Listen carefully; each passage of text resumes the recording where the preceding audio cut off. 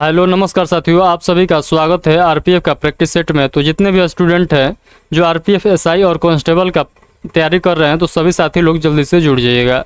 आज के हम लोग इस प्रैक्टिस सेट के माध्यम से देखने वाले हैं जो 2019 में कांस्टेबल का एग्ज़ाम हुआ था, जो 25 जनवरी 2019 को थर्ड शिफ्ट में जो कांस्टेबल का एग्ज़ाम हुआ था, उसका पेपर का हम लोग पूरा यहाँ पर व्याख्या के साथ हम लोग देखने वाले हैं। तो आप लोग जल्दी जल्दी से जुड़ जाइएगा। फिर से मैं आप लोग को बतलाता हूँ, 25 जनवरी 2019 के थर्ड शिफ्ट का जो क्वेश्चन पूछा गया था, सारे क्वेश्चन को हम लोग देखने वाले हैं। तो आप लोग वीडियो को जल्दी से जल्दी आप लोग जो है लाइक और शेयर जरूर कर दीजिएगा। तो चलिए हम लोग इस सेशन को स्टार्ट करते हैं। तो देखिएगा, पहला क्वेश्चन सभी लोग पढ़िएगा, उसके बाद इस क्वेश्चन का राइट आंसर आप लोग बतलाइएगा। तो पहला क्वेश्चन सभी साथी पढ़िए, क्या कह रहा है। कह रहा है भारत जो है संयुक्त राष्ट्र संघ यानी यूएनओ का सदस्य किस वर्ष बना। तो आप लोग को बतलाना है इस क्वेश्चन का राइट आंसर। इस क्वेश्चन का राइट आंसर हो जाएगा 1945 ईस्वी में। यूएनओ का सदस्य भारत कब बना था, तो 1945 ईस्वी में। अगले क्वेश्चन नंबर 2 पढ़िएगा। ताजमहल डैश की याद में बनवाया गया था। तो ये तो आप सभी लोग को पता होगा, ताजमहल जो है ये मुमताज की याद में बनवाया गया था। तो ये बात याद रखना है। अगला क्वेश्चन नंबर 3 पढ़िएगा। भारतीय रिजर्व बैंक का संचालन कब से शुरू हुआ था। तो कब से शुरू हुआ था संचालन आरबीआई का। तो आप सभी लोग बताइएगा 1935 से। तो इस क्वेश्चन का right answer option number D हो जाएगा। एम.एफ. हुसैन डैश के क्षेत्र में प्रसिद्ध हैं। तो एम.एफ. हुसैन जो है किस क्षेत्र में प्रसिद्ध है। ये चित्रकला में प्रसिद्ध है, चित्रकला क्षेत्र में प्रसिद्ध व्यक्ति है। ये बात याद रखिएगा।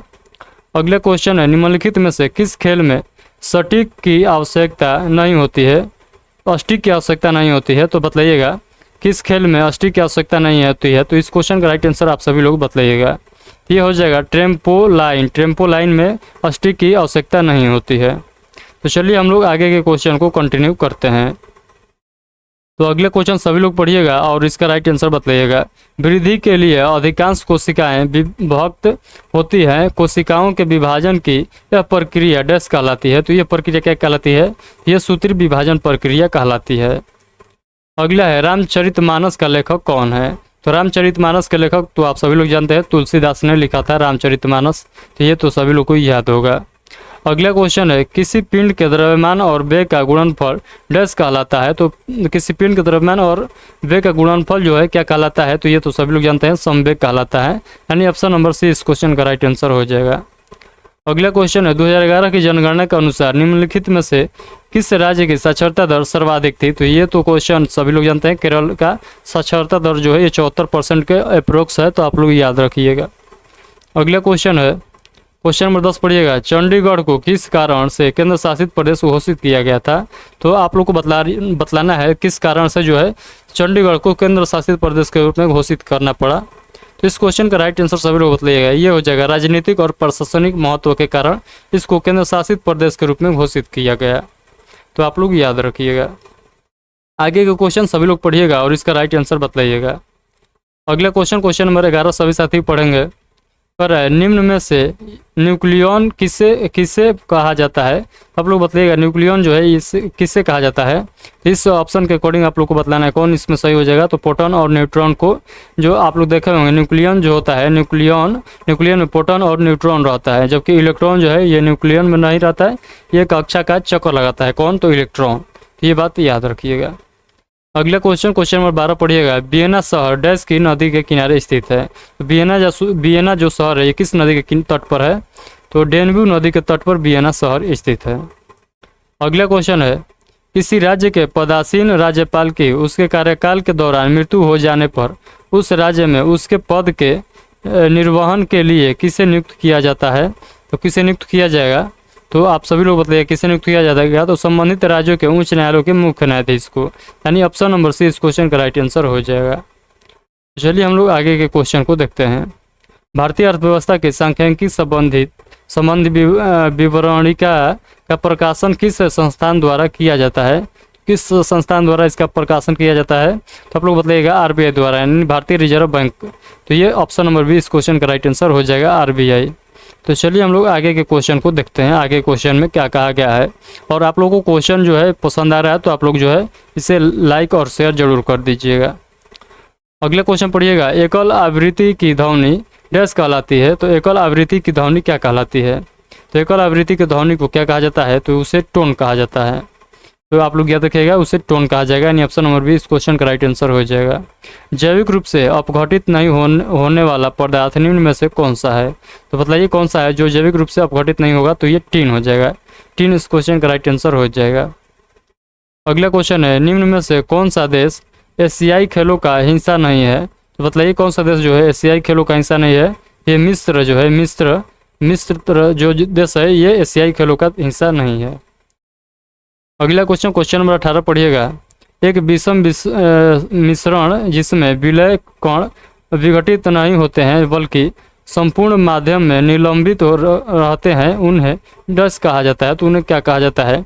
तो उन्हें जो है निलंबन कहा जाता है। ये आप लोग को याद रखना है, उन्हें निलंबन कहा जाता है।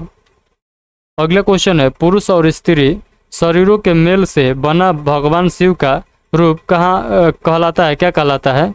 तो उसे क्या कहा जाता है? तो उससे जो है अर्ध नारीश्वर कहा जाता है, अर्ध नारीश्वर कहा जाता है, यानी ऑप्शन नंबर सी इस क्वेश्चन का राइट आंसर हो जाएगा। अगला क्वेश्चन है, जम्मू एवं कश्मीर का संविधान डैश से लागू हुआ? तो जम्मू एवं कश्मीर का संविधान जो है कब से लागू हुआ था, जो वर्तमान में खत्म हो गया है? तो आप लोग बताइएगा इस क्वेश्चन का राइट आंसर क्या होगा? इस क्वेश्चन का राइट आंसर होगा 26 जनवरी 1957। 26 जनवरी 1957 में जम्मू कश्मीर का अपना संविधान लागू हुआ था, हमारे संविधान के 370 के तहत। ये बात आप लोग को याद रखना है। चलिए हम लोग अगला क्वेश्चन नंबर 21 पढ़ेंगे। कर रहा है, दिल्ली से संबंधित विशेष प्रावधान संविधान के किस अनुच्छेद के अंतर्गत दिए गए हैं? तो विशेष प्रावधान कहेगा तो आप लोग बताइएगा अनुच्छेद 239, अनुच्छेद 239 आप लोग को याद रखना है। अगला क्वेश्चन है, निम्न में से कौन सा खिलाड़ी कुश्ती से संबंधित है? तो आप लोग को ऑप्शन के अकॉर्डिंग बतलाना है, इसमें से कौन से खिलाड़ी जो है कुश्ती से संबंधित है। तो आप सभी लोग बतलाइएगा, वो हो जाएगा विनेश फोगाट। विनेश फोगाट जो है कुश्ती से संबंधित है। अगला क्वेश्चन है, 1968 में कृषि में हरित क्रांति की प्रभावशाली प्रगति को आधिकारिक तौर पर दर्ज करने के लिए निम्नलिखित में से कौन सी पहली फसल है? तो बताइएगा कौन सी फसल है पहली? तो वो हो जाएगा गेहूँ, यानी ऑप्शन नंबर डी इस क्वेश्चन का राइट आंसर हो जाएगा। अगला है, लक्षद्वीप केंद्र शासित क्षेत्र निम्नलिखित में से किस उच्च न्यायालय के अधिकार क्षेत्र के अंतर्गत आते हैं? तो ये जो पुराने स्टूडेंट है मेरे वो तो जानते हैं इस क्वेश्चन का राइट आंसर। तो इस क्वेश्चन का राइट आंसर आप सभी लोग बताइएगा, ये केरल उच्च न्यायालय के अंतर्गत आ जाएंगे। तो देखिए जो नज़दीक होता है, जो नज़दीक राज्य होता है, जो नज़दीक जो हाई कोर्ट होता है उसके अंतर्गत उसको रखा जाता है। जिससे कि आप लोग देखे होंगे अंडमान निकोबार का जो है वो किसके अंतर्गत आता है? तो आप लोग बताइएगा कलकत्ता के हाई कोर्ट के अंतर्गत आ जाता है उसका न्यायालय क्षेत्र। तो ये बात आप लोग को याद रखना है। तो चलिए हम लोग अगला क्वेश्चन नंबर 25 पढ़ेंगे। माउंट एवरेस्ट स्थित है, तो माउंट एवरेस्ट कहाँ स्थित है? तो आप सभी लोग इस क्वेश्चन का राइट आंसर बताइएगा। तो ये महान हिमालय क्षेत्र में स्थित है। कौन? तो माउंट एवरेस्ट। तो ये बात याद रखिएगा। तो चलिए हम लोग आगे के क्वेश्चन को कंटिन्यू करते हैं। आगे क्वेश्चन पढ़िएगा और इसका आंसर बताइएगा। क्वेश्चन नंबर 26 पढ़िए और इसका आंसर बताइएगा। वित्तीय घाटा वित्त पोषण का अर्थ है। तो वित्तीय घाटा जो है वित्त पोषण का अर्थ क्या है?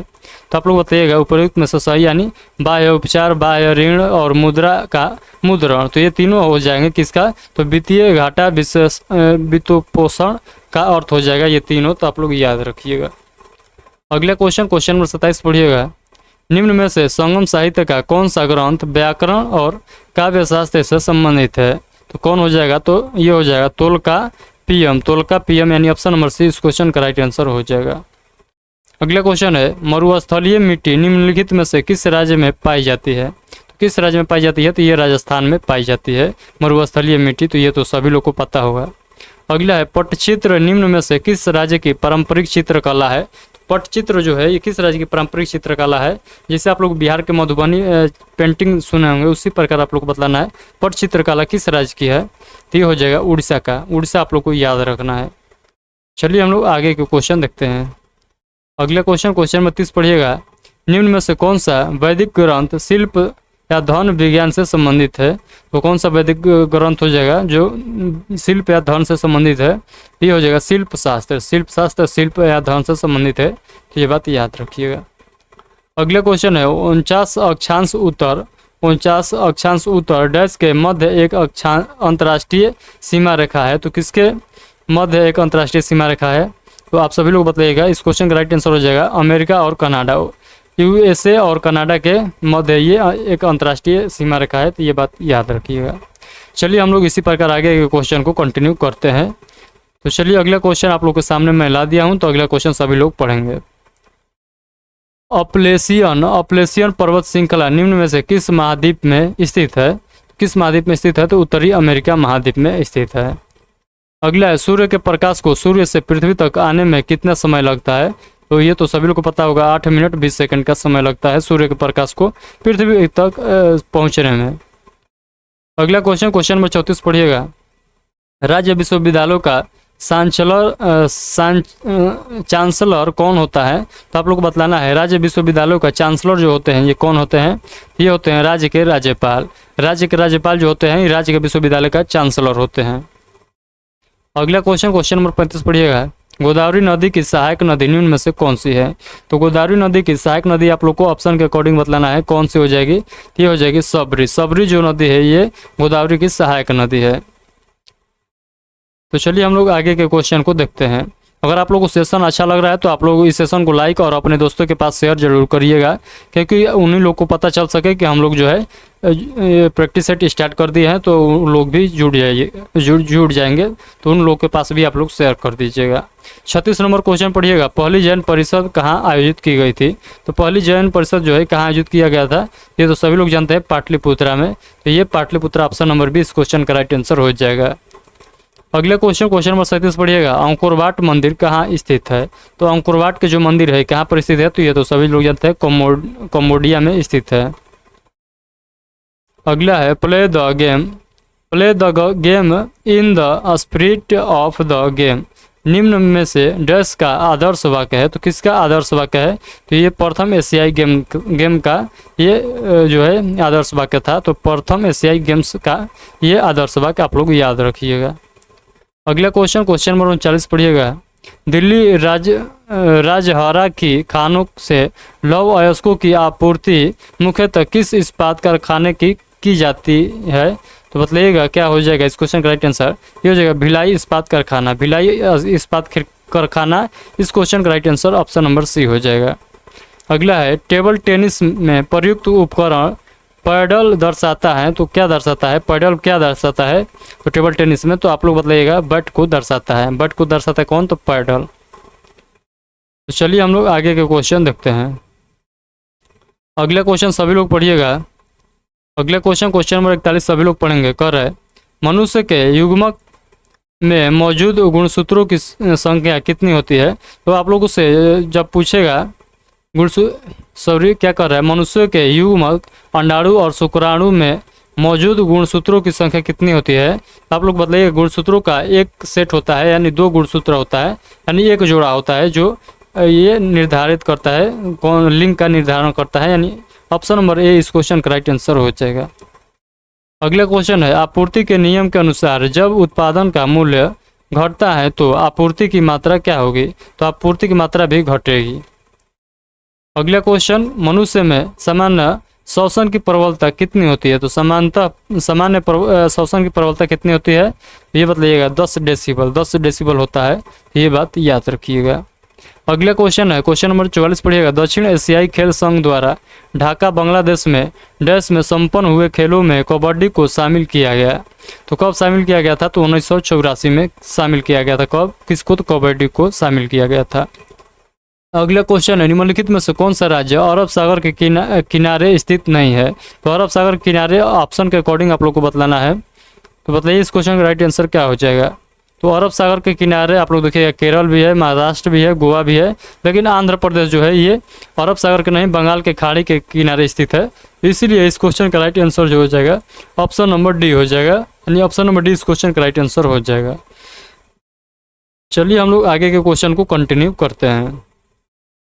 तो आप लोग के लिए इतना मेहनत करता हूं, तो आप लोग अभी तक लाइक नहीं किया है तो लाइक आप लोग ज़रूर कर दीजिएगा, क्योंकि लाइक आप लोग करते हैं तो उससे जो है एक हम लोग को मोटिवेशन मिलता है आगे के क्वेश्चन को, यानी आगे के प्रैक्टिस सेट को कंटिन्यू कराने के लिए। तो आप लोग लाइक और शेयर में कंजूसी ना करें। तो चलिए हम लोग अगला क्वेश्चन पढ़ते हैं।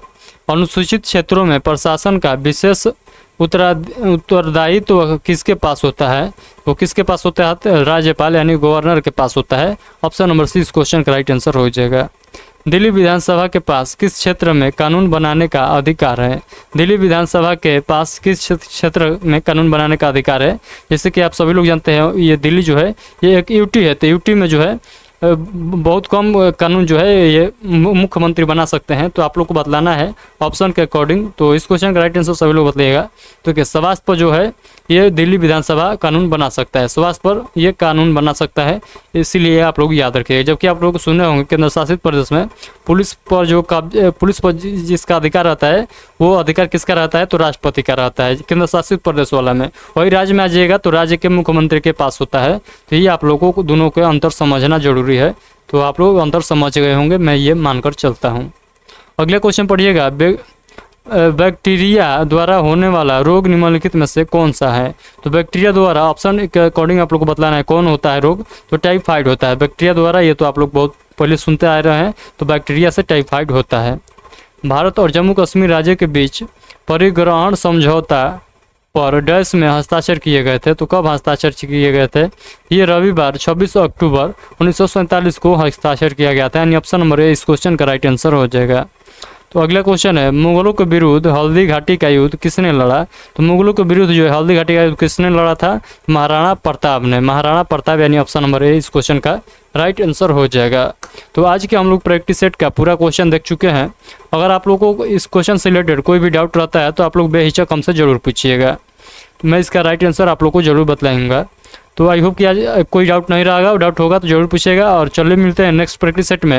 अगर इसका पीडीएफ आप लोग अभी तक डाउनलोड नहीं किया है तो आप लोग डाउनलोड कर लीजिए, क्योंकि इस प्रैक्टिस सेट के माध्यम से आप लोग को तीनों सब्जेक्ट का जीएस और रीजनिंग और मैथ तीनों का कंप्लीट आप लोग को प्रैक्टिस सेट यहाँ पर है। तो आप लोग डाउनलोड करके आप लोग मैथ और रीजनिंग का प्रैक्टिस सेट अपने से लगा लीजिएगा। तो चलिए हम लोग मिलते हैं नेक्स्ट सेशन में, तब तक के लिए इतना ही रखते हैं। और जाते जाते इस वीडियो को लाइक और शेयर जरूर करते जाइएगा। तो चलिए मिलते हैं नेक्स्ट सेशन में, तब तक के लिए आप सभी को take care, thank you, bye bye.